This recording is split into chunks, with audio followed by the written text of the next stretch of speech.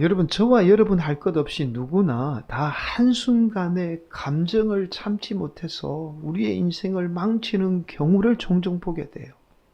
그리고는 그 감정 때문에 자신을 조금만 돌이키게 되면 다시금 삶이 원상태로 돌아오게 되는데, 이 감정 때문에 자신을 돌이키지 못하고 인생의 중요한 일들을 놓치는 경우들도 종종 있습니다. 그래서 우리는 예수님을 믿으면서도 여전히 이런 말들을 해요. 아무리 예수 믿어도 사람은 절대로 변하지 않는다. 이 말 참 많이 사용합니다. 그러나 이 말은 사실은 신앙적인 말은 아닙니다. 우리가 예수님을 바르게 믿게 되면 반드시 삶의 변화가 일어나게 됩니다. 이러한 변화는요, 좋은 쪽의 변화를 말해요. 그래서 저와 여러분이 예수 믿으면 반드시 복받는 인생이 되는 겁니다. 여러분, 그런데 저와 여러분이 오랫동안 예수님을 믿었는데도 여전히 변화되지 않는 우리의 모습을 발견하게 되지요. 왜 저와 여러분이 예수님을 믿는데도 여전히 변화되지 않을까요? 심지어 이러한 변화되지 않는 우리의 모습이 나 자신뿐만 아니라 때로는 타인의 삶마저도 상처 주며 망치게 할 때가 있습니다. 여러분, 이것은 바로 저와 여러분이 예수님을 믿으면서 삶이 변화되는 원리를 알지 못하기 때문에 그래요. 여러분, 예수님을 믿는다고 해서 우리의 삶의 변화가 다 일어나는 게 아닙니다. 예수님을 믿으면서 우리의 삶을 변화시키는 신앙의 원리가 따로 있어요. 그런데 우리가 이러한 원리를 깨닫지 못하기 때문에 우리의 삶의 변화가 일어나지 않는 거죠. 여러분, 바로 오늘 저와 여러분이 함께 나누게 되는 하나님의 말씀은 우리의 삶의 변화를 일으키는 신앙의 원리에 관한 하나님의 말씀입니다.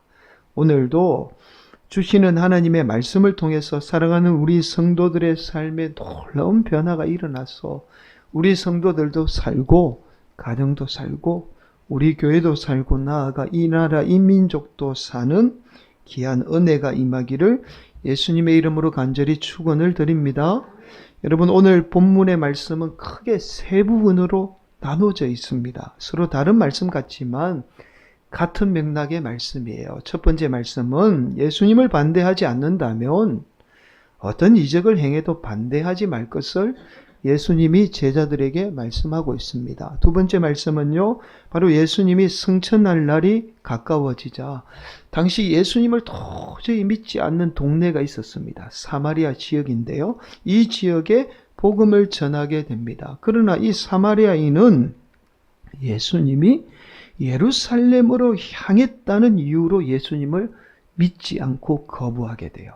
그러자 야고보와 요한이 예수님에게, 예수님, 당장에 이 사람들에게 좀 불을 내려서 심판을 명할 것을 허락해 주십시오 라고 그렇게 간청을 하게 됩니다. 그러나 오히려 예수님은 이런 야고보와 요한을 꾸짖게 됩니다. 마지막 말씀이 바로 어떤 사람이 예수님을 따르겠습니다. 그런데 우리 부모님이 돌아가셨으니 부모님을 먼저 장례 치르게 해달라고 간청하게 돼요. 그래서 예수님은 죽은 자들이 장례를 치르게 내버려 두고 예수님을 먼저 따를 것을 말씀하게 됩니다. 마치 손에 쟁기를 잡고 뒤를 돌아보는 것은 합당하지 않다라는 말씀을 하게 됐죠. 여러분, 오늘 본문이 우리에게 말씀하는 메시지는 이 핵심은 두 번째 말씀에 있습니다. 예수님이 이 두 번째 말씀을 통해서 오늘 본문을 우리에게 말씀하고 있죠. 이 두 번째 말씀에 의하면 예수님을 믿지 않고 거부한 사람들이 나오지요. 여러분, 예수님은 당시에 수많은 사람이 예수님의 가르침과 놀라운 이적에 놀라며 예수님을 하나님의 아들이라는 사실에 대해서 믿게 됩니다. 예수님의 고향의 사람들도 처음에는 예수님을 믿지 않잖아요. 그런데 나중에 이 부활한 예수님을 목격한 후에도 부활한 예수님을 목격한 후에 이 고향 사람들도 예수님을 믿게 됩니다. 그런데 예수님의 수많은 기적과 가르침, 심지어 부활을 목격하고도 예수님을 끝까지 믿지 않았던 사람들이 있어요. 그 사람들이 바로 오늘 본문에 나오는 사마리아인입니다. 여러분, 사마리아인이 끝까지 예수님을 믿지 않았던 이유가 있어요. 오늘 본문은 그 이유를 말씀하고 있습니다. 오늘 본문 53절 말씀인데요. 우리 함께 봉독합니다. 시작. 예수께서 예루살렘을 향하여 가시기 때문에 그들이 받아들이지 아니하는지라. 받아들이지 않았다는 말은 예수님을 믿지 않았다는 말입니다. 여러분, 사마리아인은 예수님이 예루살렘으로 향했기 때문에 예수님을 믿지 않았다라고 말씀해요. 여러분, 사마리아인이 예수님이 예루살렘으로 향했기 때문에 예수님을 믿지 않았다는 것은 단순히 예수님이 예루살렘으로 향했기 때문에 믿지 않았다는 게 아니에요.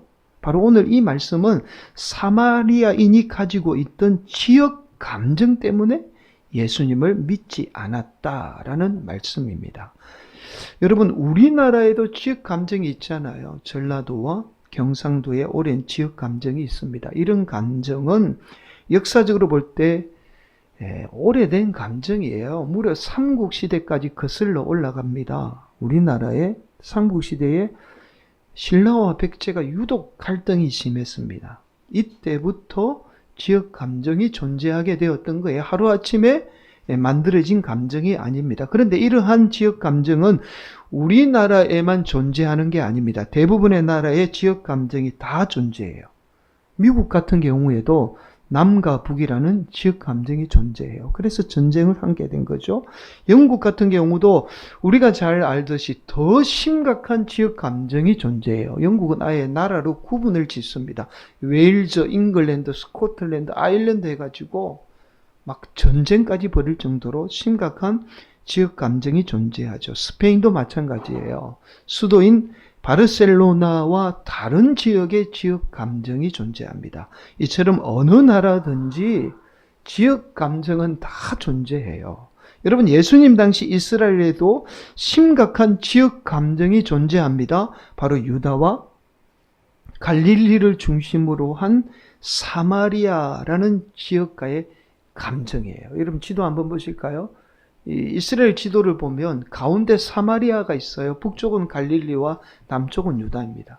그런데 이 사마리아와 갈릴리와 유다를 중심으로 해서 이 사마리아와 지역 감정이 아주 심각하게 있습니다.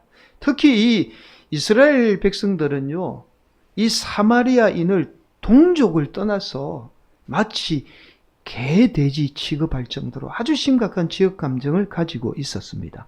여러분, 이스라엘 백성인 이 유다가 사마리아인을 개, 돼지 취급할 정도로 심각한 지역 감정을 가지게 된 역사적인 배경이 있어요. 여러분, 이스라엘 역사에서 가장 위대한 왕이 바로 우리가 너무나 잘 아는 다윗 왕이죠. 이 다윗 왕이 이스라엘 역사상 가장 위대한 왕국을 세우게 돼요. 그리고는 그 왕국을 아들인 솔로몬에게 물려주죠. 솔로몬 사후에 솔로몬이 죽게 되자 이스라엘은 사마리아를 중심으로 한 북이스라엘과 예루살렘을 중심으로 한 남유다로 분열이 되게 됩니다. 나라가 둘로 나누어져요. 우리나라처럼. 남유다와 달리 북이스라엘은 자전 쿠데타로 인해서 결국에는 주전 720년경입니다. 정확하게 말하면 722년이에요. 예수님 오시기 전에 720년경에 아수르, 이제 세계 역사는 아시리아라고 그래요. 성경은 아수르가 하죠. 아수르 제국에 의해서 멸망하게 돼요. 아수르 제국은요, 북이스라엘을 멸망시키고는 사마리아인과 아수르 제국의 민족을 강제로 결혼을 시켜서 민족 혼합 정책을 펴게 됩니다.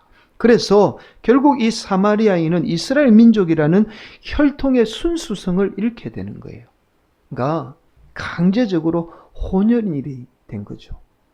사마리아인과 유다의 감정의 골이 깊어지게 된 결정적인 계기가 있습니다. 바로 남유다마저도 바벨론 제국에 의해서 멸망하고 포로에서 다시 돌아오게 되죠. 이때 예루살렘 성벽과 성전을 재건하게 되는데 이때 결정적으로 방해한 사람이 누구냐면 동족인 사마리아인들이 성벽과 성전을 세우는 일에 방해를 하게 돼요. 왜냐하면 자신들의 신앙의 중심지는 어디죠? 사마리아인데 예루살렘 성전을 재건하니까 철저하게 방해를 하게 되었던 겁니다. 이런 감정이 예수님 당시에는요, 극에 달하게 됩니다. 유다는 사마리아인들이 섬겼던 사마리아에 있던 성전을 무력으로 파괴하게 돼요. 그러니까 이스라엘 백성들은 사마리아인들은 혼혈인이니까 이스라엘 민족으로 인정을 해주지 않아요. 그래서 예루살렘 성전에서 예배를 드리지 못하게 합니다. 그러자 사마리아인들이 자기가 살던 그림심산에 성전을 세우니까 이스라엘 백성들이 볼 때는 하나님의 성전이 두 개가 존재할 수 없잖아요. 그래서 사마리아인이 섬겼던 성전을 쳐들어가서 사람을 죽이고는 그 성전을 무력으로 파괴하게 돼요. 여러분, 그렇게 사마리아인은 자신들을 개돼지 취급하며 자신들의 성전을 무너뜨린 유다를 미워할 수밖에 없었던 거죠. 그래서 사마리아인은 예루살렘으로 향하던 어떤 사람이든지 간에 그 사람이 누구든지 상관하지 않고 예루살렘으로 향하던 사람이면 그냥 미워하고 그 사람들을 거부하게 되었던 거예요. 사랑하는 성도 여러분, 결국 쉽게 말씀을 드리면 사마리아인은 자신들이 가지고 있던 이 지역 감정 때문에 예수님을 철저하게 끝까지 믿지 않았던 거죠. 여러분, 놀라운 사실은 감정은 습관입니다. 그러니까 우리가 감정하면 어떤 상황에 의해서 내 감정이 표출된다라고 생각하잖아요. 근데 이건 여러분이 잘못 알고 있는 거예요. 감정은 어릴 적부터 내로부터 학습된 이 습관에 의해서 감정이 표출되게 됩니다. 여러분, 가령 예를 들어서 갓난아이가 막 때를 쓰면요, 엄마는 갓난아이의 욕구를 채워주게 되잖아요. 아이가 감정을 막 표출하잖아요. 그러면 그때 엄마는 이 아이의 욕구를 채워주게 되죠. 그래서 우리의 뇌는 어릴 적부터 아하, 내가 감정을 표출하게 되면 누군가 나에게 채워주는구나, 내가 이득을 보게 되는구나 라는 것이 학습이 되어 있어요. 그래서 저와 여러분이 습관적으로 감정을 표출하게 되는 겁니다. 여성들이 대부분, 저희 집사람 이야기를 하는 게 아니에요. 여성들이 대부분 그래요. 힘들면 감정을 누구에게 표출하죠? 남편에게 표출해요. 그러면 남편들이 잘해주죠. 그러니까 여성들이 간혹 보면 습관적으로 감정을 표출하게 되는 거예요. 이게 머리가 학습이 된 거거든요. 여러분, 사마리아인도 마찬가지예요. 그러니까 사마리아인이 예수님과 어떤 감정이 있었던 게 아니잖아요. 그런데 이들이 예수님을 거부하게 되었던 것은, 무조건 믿지 않았던 건 뭐냐면 어릴 적부터 학습된 지역 감정이 습관적으로 예수님을 거부하게 되었던 겁니다. 부모님으로부터 습관된 지역 감정에 의해서 예수님을 거부하고 믿지 않았던 거예요. 아무리 예수가 진리라고 해도 예수님을 믿지 않았던 겁니다. 그래서 사마리아인이 아닌 유다인은 무조건적으로 거부하게 되었던 거예요. 그럼 여기에서 우리의 감정의 무서운 점을 발견하게 됩니다. 바로 인간의 감정은요, 옳고 그름을 분별하지 못하게 만듭니다. 우리의 감정이 내 학습된 대로 반응하기 때문에 아무리 옳고 그름이 존재해도 그 옳고 그름대로 반응하지 않아요. 내가 학습된 대로 감정이 반응하게 됩니다. 그러니까 우리에게 사실이 중요한 게 아니라 학습된 뇌에 의해서 반응하게 되는 거예요. 내 감정이 중요하게 여기게 되는 거예요. 아무리 감정 상한 사람에게 이게 사실이고 이게 옳은 일이라고 이야기해도 그 사람들이 받아들이지 않는 것은 이미 내가 학습이 되었기 때문에 학습된 대로 사람이 반응하게 되는 겁니다. 그래서 오늘 본문 말씀은요, 예수님 오늘 본문 말씀을 통해서 우리의 인간의 감정이 앞서지 않고 어떠한 일이 있어도 예수님을 따르는 일이 앞서야 된다라는 사실을 지금 말씀하고 있는 거예요. 그 말씀이 손에 쟁기를 잡고 뒤를 돌아보지 않는 자는 하나님 나라에 합당하지 않다라는 말씀이에요. 여러분, 부모님의 장례는요, 우리 인간이 당할 수 있는 가장 슬픈 감정이잖아요. 이러한 인간의 감정마저도 앞서지 않고 예수님을 따르는 성도가 되어야 한다라는 말씀이 바로 오늘 본문의 세 번째 말씀이에요. 그런데 간혹 오늘 본문의 말씀을 문자 그대로 해석해서 부모님의 장례를 치르는 것보다 예수님을 따르는 것이 더 중요하다라고 말씀했으니 실제로 부모님의 장례마저도 무시하는 성도들을 제가 종종 보게 돼요. 그런 말씀이 아니에요. 우리의 신앙보다 감정이 앞서서는 안 된다는 하나님의 말씀이죠. 여러분, 그런데 더 놀라운 사실이 있어요. 신앙도 감정과 같이 우리가 습관적으로 신앙생활합니다. 저와 여러분의 신앙이 우리의 감정에 의해서 습관적으로 신앙생활하게 돼요. 그래서 저와 여러분이 학습된 대로 습관적으로 신앙생활하게 됩니다. 여러분, 우리는 여기에서 서두에서 말씀을 드렸듯이 왜 우리의 삶에 예수 믿으면서 왜 우리의 삶에 이 변화가 일어나지 않는가에 대한 해답을 우리가 얻게 되는 거예요. 바로 학습된 우리의 뇌에 따라서 습관적으로 신앙생활하기 때문에 우리의 삶에 변화가 일어나지 않는 겁니다. 다시 말씀을 드리면 우리의 삶의 변화는 단순히 예수 믿는다고 해서 일어나는 게 아니에요. 예수 믿는 구원과 변화는 별개의 문제입니다. 우리가 학습된 잘못된 습관적인 신앙에서 벗어나 좋은 신앙의 습관을 갖게 될 때에 우리의 삶의 변화가 일어나게 돼요. 그래서 좋은 습관이 삶을 변화시키게 되는 거죠. 여러분, 습관이 삶을 좌우한다라는 이런 말 많이 들어봤잖아요. 신앙생활도 마찬가지입니다. 여러분의 좋은 신앙의 습관이 우리의 삶을 변화시키게 되는 거예요. 이 신앙의 원리를 깨닫지 못하면 여러분이 습관적으로 신앙생활하면 아무리 신앙생활 오래 해도 변화가 일어나지 않는 거예요. 여러분, 우리는 대부분 신앙의 습관을 스스로 갖게 되거나 아니면 대부분 부모님으로부터 물려받게 됩니다. 이런 학습된 신앙의 습관을 그대로 갖게 되죠. 그러나 우리가 이렇게 학습된 신앙의 습관이 때로는 잘못된 신앙의 습관일 때가 너무 많아요. 잘못된 거예요. 그래서 우리는 날마다 좋은 신앙의 습관을 갖도록 스스로 노력해야 합니다. 그럴 때에 우리의 삶의 변화가 일어나게 돼요. 이러한 습관은 누구도 대신해 주지 못해요. 우리가 자꾸만 예수 믿으면 된다라고 생각하지만 그렇지 않아요. 예수 믿어도 우리가 노력해야 될 부분이 반드시 존재하는 거예요. 좋은 신앙의 습관을 갖도록 우리가 노력하고 애쓸 때에 그 습관을 통해서 우리의 삶에 변화가 일어나게 되는 거예요. 여러분, 놀라운 사실은 우리의 삶도 마찬가지예요. 우리의 삶에 대해서 늘 불평불만하고 우리의 삶이 불행하다고 생각하는 습관을 가진 사람은요, 실제로 불행한 삶을 살아요. 그런데요, 이것은 실제로 우리의 삶이 불행한 것이 아니라 바로 우리의 잘못된 습관 때문입니다. 부모님에게 물려받은 거예요. 부모님이 불평불만하고 부모님이 삶에 비관적으로 산 사람들은요, 자녀들이 그거 그대로 습관적으로 물려받아요. 그리고 자녀들이 습관적으로 신세한탄하며 불평불만하며 사는 거예요. 그런데 그 습관이 우리의 인생을 불행하게 만드는 거죠. 내가 학습된 대로 우리의 감정이 반응하고 있는 거예요. 그래서 우리는 늘 우리의 삶에 감사하고 습관적으로 감사해야 돼요. 타인을 향해서 사랑하며 희생하는 습관을 길러야 합니다. 그래야 우리의 삶이 행복한 삶을 살 수 있어요. 여러분, 누가 삶이 좋아서 행복합니까? 살기 좋아서 행복한 거예요? 아니라는 거예요. 우리의 삶의 습관이 중요하다라는 거예요. 그 습관이 우리의 삶을 좌우하게 되는 거예요. 신앙도 마찬가지라는 거예요. 오늘도 우리 성도들이 합숙된 감정에 의해서 신앙생활하는 성도가 아니라 좋은 신앙의 습관을 가지고 신앙생활하는 복되고 행복한 성도들이 되시기를 간절히 축복합니다. 그래서 삶의 놀라운 변화를 경험하는 귀한 성도들이 되시기를 예수님의 이름으로 간절히 축원을 드립니다.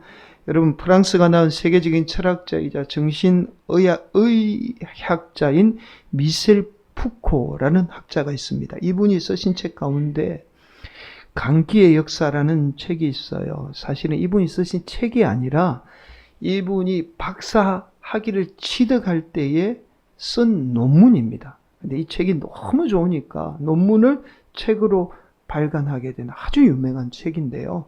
이런 내용이에요. 인류의 역사는 우리가 생각하는 상식의 범주에서 벗어난 일명 강인들, 흔히 말하는 미친 사람들의 역사다라고 말해요. 그래서 강기의 역사라는 거예요. 우리가 생각하는 보통의 범주에서 벗어난 사람들이 인류 역사를 이끌게 되었다라고 말합니다. 대표적인 인물이 바로 예수님이죠. 예수님도 당시에는요, 율법이라는 이 상식적인 범주에서 벗어난 인물이에요. 그래서 성경에 보면 당시에 많은 사람들이 예수님을 뭐라고 비난하죠? 미친 사람, 귀신 들린 사람, 그렇게 비난해요. 그런데 사람들이 미쳤다고, 귀신 들렸다고 비난했던 예수님을 통해서 기독교라는 인류의 새로운 역사가 시작되게 되었던 겁니다. 또 한 사람이 있잖아요. 바로 반고흐입니다. 여러분, 고흐 같은 천재적인 작가도 사람들이 다 미친 사람이라고 비난했습니다. 당시에. 결국에는 미치지 않았는데 정신병원에서 생을 마감하게 되죠. 고흐의 작품은 당시 사람들의 눈에는 미친 사람의 작품에 불과했던 거예요. 그래서 이 고흐가 살았을 때 여러분들 잘 아시다시피 딱 한 작품만 팔렸어요. 나머지 수많은 작품, 수천 작품을 그렸는데 한 작품도 팔리지 않았습니다. 이처럼 미셸 푸코는 인류 역사는 강인들의 역사라고 말합니다. 그런데 이런 역사가 산업혁명을 거치면서 노동력과 상품화를 강조하는 시대로 우리 시대가 변하게 돼요. 그래서 이때부터 노동력과 상품성이 없던 강인들을 어떻게 치부하기 시작하느냐면 범죄자와 거지와 같은 존재로 치부하게 돼요. 그래서 이때부터 생겨난 것이 바로 이런 사람들을 수용하는 수용소입니다. 수용소에 가두어서 강인들에게 온갖 실험을 가하게 됐죠. 이때부터 우리의 상식에 조금만 벗어나도 정신 이상자로 치부해버리는 문화가 생겨나게 된 거예요. 여러분, 이런 인물 가운데 한 분이 바로 일본을 대표하는 예술가죠. 쿠사마 야요이라는 여성입니다. 이분 이름은 잘 몰라도 이분 작품은 누구나 한 번쯤 보았을 거예요. 우리나라에도 꽤 많은 작품이 설치되어 있습니다. 여러분, 저기 토마토인지 잘 모르겠어요. 토마토에 막 점이 찍혀져 있는 그림이죠. 이 쿠사마 야요이는 우리가 흔히 말하는 강박증을 앓고 있는 정신질환자입니다. 올해 우리 나이로 96세 할머니예요. 그래도 지금도 정신병원에서 왕성하게 작품 활동을 이어가고 있습니다. 쿠사마는 어릴 적 부모님의 무지로 이 쿠사마가 정신질환자라는 사실을 인지하지 못하고 딸의 이 병을 고치기 위해서 온갖 폭력을 일삼게 돼요. 그래서 이때부터 시작된 것이 바로 모든 사물에 점을 찍는 이 강박증이 시작되게 된 겁니다. 근데 이 여성이 지금도 세계적인 미술가로 평가를 받고 있는 거죠. 사랑하는 성도 여러분, 오늘날 여전히 교회 안에서도 우리 사회가 만들어낸 틀 안에만 머물러야만이 우리는 정상이라고 생각해요. 우리 사회가 만들어낸 틀 밖에 조금만 벗어나도 비정상이라는 이 굴레를 씌우게 됩니다. 이것은 우리 사회나 공동체가 만들어낸 잘못된 습관이 학습이 된 거예요. 우리가 다 학습이 된 거죠. 그래서 오늘날 과거와 같이 성도들 가운데에 예수에 미쳐 있는 성도들이 다 사라져 버렸습니다. 여러분, 한번 생각해 보세요. 과거에 우리나라는요, 정말 예수에 미쳐 있는 성도들이 많았습니다. 어떻게 저렇게 신앙생활 할 수 있어라고 말할 정도로 예수에 미쳐 있는 성도들이 엄청났어요. 여러분, 예수 믿는 성도라면 예수님께 미치는 게 당연하잖아요. 너무나 좋으신 예수님을 만나게 되면 우리가 정말 미치지 않을 수 없잖아요. 여러분, 한번 생각해 보세요. 우리 마음에 드는 이성만 만나도 우리가 막 제가 이렇게 표현해서 좀 죄송합니다. 눈이 뒤집어지고 미치는데 그 좋으신 예수님을 만났는데도 우리가 미치지 않는다라면 그것은 오히려 잘못된 신앙이죠. 그러나 오늘날 이러한 성도들이 다 사라져버렸어요. 왜냐하면 이러한 성도들이 이상한 시대가 되어버린 겁니다. 예수님 외치고 예수님 열심히 믿으면 다 사람들이 이상하다고 생각하는 그 시대가 되어버린 거예요. 결국 이러한 좋은 신앙의 습관을 지닌 성도들을 잃어버리게 된 거죠. 오히려 오늘날은 잘못된 신앙의 습관이 정상이 되어서 교회 안을 지배하고 있는 시대에 우리가 살고 있는 거예요. 그게 안타깝잖아요. 사랑하는 성도 여러분, 여러분이 좋은 신앙의 습관을 가질 때에 여러분의 삶의 변화가 일어나게 돼요. 정말 예수님께 미칠 정도의 좋은 신앙의 습관을 지닌 성도들이 되었으면 참 좋겠습니다. 우리 교회 안에 이런 성도들이 참 많았으면 좋겠습니다. 그럴 때에 강인들을 통해서 인류의 역사가 변화되었듯이 예수께 미친 성도들을 통해서 우리의 삶에 놀라운 변화는 일어나게 돼요. 이것이 습관이 되어서 여러분의 인생이 좌우되는 그런 놀라운 축복의 성도들이 되시기를 간절히 축복합니다. 그래서 우리의 인생이 변하고 우리의 속한 가정이 변하고 교회가 변해서 그래서 저와 여러분의 인생을 통해서 저와 여러분들도 살고 가정도 살고 교회도 사는 놀라운 역사가 임하기를 예수님의 이름으로 간절히 축원을 드리겠습니다.